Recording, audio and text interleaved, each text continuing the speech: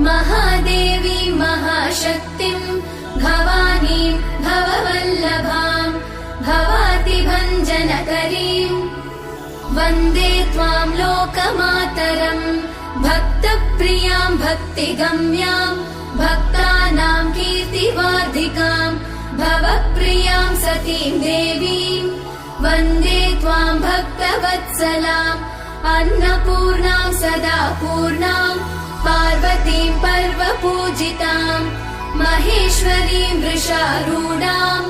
वन्दे त्वां परमेश्वरीं कालरात्रिं महारात्रिं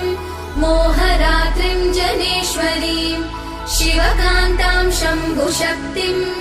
वन्दे त्वां जननीमुमां जगत्कर्त्रीं जगद्धात्रीं जगत्संहारकारिणीं